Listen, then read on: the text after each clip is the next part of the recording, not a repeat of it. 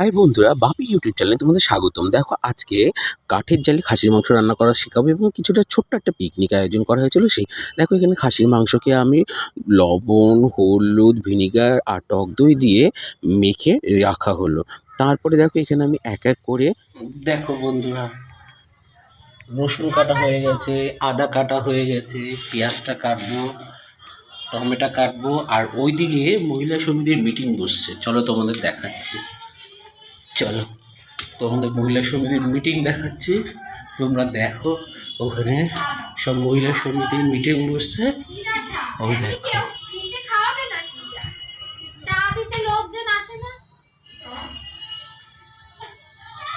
বাইরের উনুন, ওই উনুনটায় রান্না হবে।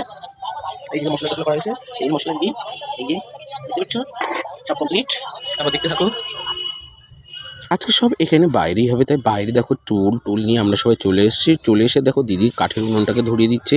বোন আলুটাকে ভেজে নিল, তারপর তেজপাতা, শুকনো লঙ্কা, সর্ষের তেলের মধ্যে সোমবার দেওয়া হলো। দিয়ে আমরা এক এক করে পেঁয়াজ, রসুন কুচি এইসব ছেড়ে দেওয়া হলো। এইবার আমরা যে মাংসটাকে মাখিয়ে রাখা হয়েছিল ওর মধ্যে পেঁয়াজ বাটা, আদা বাটা, রসুন বাটা আর জিরে একটুখানি নিয়েছি, আর ধনেটা একটু বেশি নিয়েছি। জানো তো বন্ধুরা, খাসির মাংসে ধনেটা সবসময় একটু বেশি দেবে। আর লবণ, হলুদ এগুলি দিয়ে ভালো করে কষিয়ে নিয়ে আমি এইবার এর মধ্যে কড়াইয়ের মধ্যে ছেড়ে দেবো। এখানে মাংসের পরিমাণটা ছিল 3 কেজি। তার জন্য আমরা এখানে মোট আমাদের লোক ছিল 15 জন। তার জন্য আমরা সবাই মিলে 3 কেজি মাংস নিয়েছি। আর বাসমতি চাল হবে আর মাংস। রাত্রির খাবারটা জমে যাবে, তাই না বন্ধুরা? আর তোমরা দেখতে থাকো কীভাবে রান্না করছি, দেখে নাও। কড়াইতে ঢালা হয়ে গেল। আর এদিকে গুল্লু একটুখানি গান সেট করার জন্য গান খুঁজছিল, তার জন্য গুল্লু গান বাজাচ্ছে। আর আমি এইদিকে রান্না করে নিচ্ছি। আর আমার সাথে 2 জন হেল্পার রয়েছে, দেখেছো? আমার 2 দিদি, 2 বোন। আর ওইদিকে দেখো আরেকটা বৌদি ওখানে একটু কাজ করছে। তারপরে দেখো এখানে আমরা সবাই এক এক করে ইয়ার্কি ফাজলামি করছিলাম।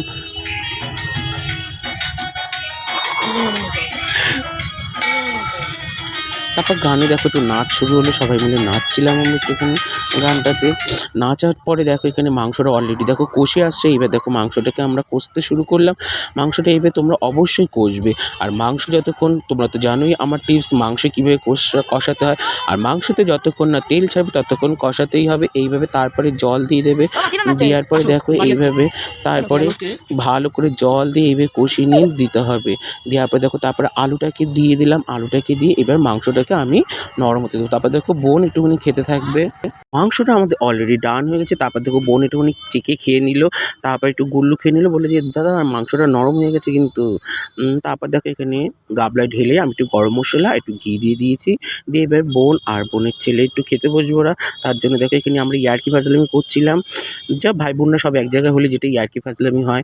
এখানে দেখো মা অলরেডি ভাত চাপিয়ে দিয়েছে। এখানে ভাতটা দেখছে মা, বাসমতি চালের ভাত হচ্ছে। আর এদিকে দেখো দিদি সেই মিনিটা খুবই ভালো, মিনিটা নরম, জানো তো, শুধু মুড়ি খায় আর কিছু খায় না। ও ভালো, বেশ মুড়ি খায় শুধু। আর তারপর দেখো গুল্লু এখানে খেতে বসেছে আর পিঙ্কি খেতে বসেছে। তারপর দেখো এখানে আমি সন্ধ্যাবেলা আবার সেই আমার এক ডিউটি, দেখেছো তো, মাংসটাকে গরম করে আমাকে খেতে হবে। তারপর আমি একটুখানি তুলে দেখছিলাম যে কেমন লাগছে খেতে। তারপর আমি 2 পিস তুলে নিয়ে আমি একটুখানি খাওয়া শুরু করলাম। আর মাংসটা তো খুবই টেস্টি হয়েছিল। তার জন্য তোমাদের জন্য তারপর দেখো এখানে আমরা সব বৌদি-টৌদি, ওই যে ওখানে তানিয়া, আমরা সবাই মিলে খেতে বসে পড়েছি। আর এখানে খেতে, খেতে আমাদের পিকনিকটা এইভাবেই শেষ হলো। আর তোমরা অবশ্য বন্ধুরা পাশে রেখো।